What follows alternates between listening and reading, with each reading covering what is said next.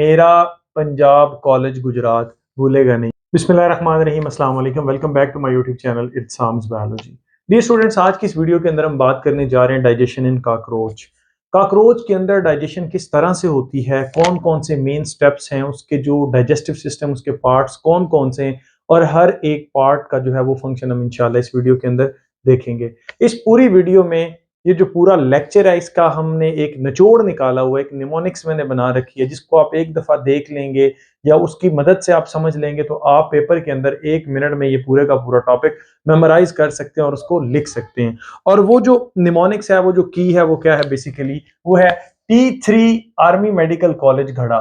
ठीक है, इसी के अगेंस्ट ये पूरे का पूरा जो है ना टॉपिक रिवॉल्व करेगा। सबसे पहले हम चलते हैं कॉकरोच। आपको पता है कि आर्थ्रोपोड से बिलोंग करता है, फाइलम आर्थ्रोपोडा है।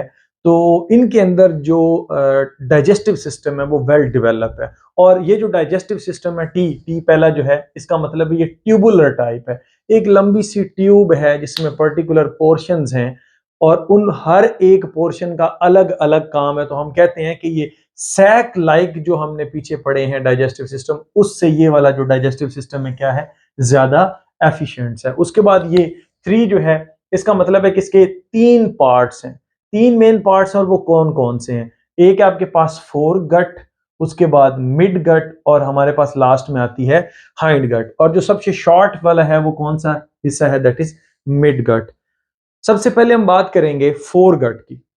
फोर गट जो है, इसके कौन कौन से पार्ट्स हैं? फोर गट्स के अंदर जो पार्ट्स आते हैं वो मेरा पंजाब कॉलेज गुजरात भूलेगा नहीं। फोर गट के लिए मेरा Punjab college Gujrat. So M for mouth आ जाता है इसमें, पी फॉर फेरिंग्स आ जाती है, सी फॉर क्रॉप आ जाती है और जी फॉर क्या आ जाती है, गिजर्ड आ जाती है। ये फोर गट के हिस्से हैं। ठीक है, इसके बाद आती है हमारे पास मिड गट। मिड गट में जो है वो मिजेंट्रॉन स्टमक है, एक ट्यूब लाइक स्टमक है। ठीक है, और नेक्स्ट हमारे पास दैट इज हेपेटिक सीकी यहाँ पर आ जाते हैं। हेपेटिक सीकम के नाम से, अगर एक होगा तो हेपेटिक सीकम के नाम से हम उसको जानेंगे।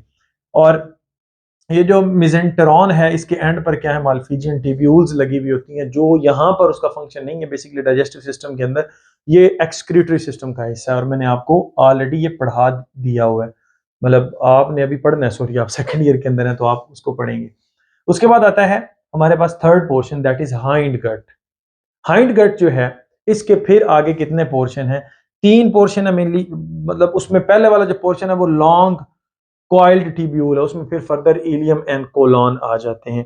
नेक्स्ट हमारे पास जो है वो इसका रेक्टम आ जाता है और नेक्स्ट एंड पे क्या आ जाता है, एनस आ जाता है। ये तो थी जी उसकी एनाटॉमी, उसका जो था सारे का सारे स्ट्रक्चर जो एक दूसरे के साथ जुड़े हुए, ये ऐसे ही तरतीब वाइज जुड़े हुए होते हैं, यानी कि माउथ से एनस तक पूरी की पूरी क्या है, एक ट्यूब है। That's why we call it tubular type है, ये ट्यूबुलर सिस्टम है यहाँ पर। अब हमने देखना है कि फर्दर इसके अंदर जो ये जो ट्यूबुलर सिस्टम है, इसका मेन काम क्या क्या है। सबसे पहले ये जो ए है, ए का मतलब है कि ऑल टाइप ऑफ फूड खाता है, हर तरह की फूड ये खा सकता है। उसके बाद एम फॉर यहां पर आता है मैंडिबल। ठीक है, माउथ के अंदर मैंडिबल है, इसका मतलब है जब कटिंग करता है तो मैंडिबल की मदद से करता है। जब खुराक को कट करता है तो यहां पर जी ये क्या है, स्लाइवरी ग्लैंड है, ये क्या प्रोड्यूस करेंगे, स्लाइवा प्रोड्यूस करते हैं। तो ये कटिंग करेगा with the help of mandible और प्लस ऐड किया जाएगा स्लाइवा। स्लाइवा में एमाइलेज एंजाइम यानी कि स्टार्च को काटने वाला एंजाइम यहाँ पर मौजूद है, यानी कि खुराक की डाइजेशन यहीं से स्टार्ट हो जाएगी। तो पार्शली खुराक को यहीं पर डाइजेस्ट कर दिया जाता है। फिर उसके बाद ये खुराक फेरिंग से गुजरती है, फिर इसोफेगस से गुजरती है, फिर कहाँ जाती है, फिर आपके पास जाती है ये क्रॉप के अंदर। और क्रॉप में क्या होता है, बेसिकली खुराक को थोड़े से टाइम के लिए स्टोर किया जाता है। ये जो खुराक होती है ये पार्शली डाइजेस्टेड होती है।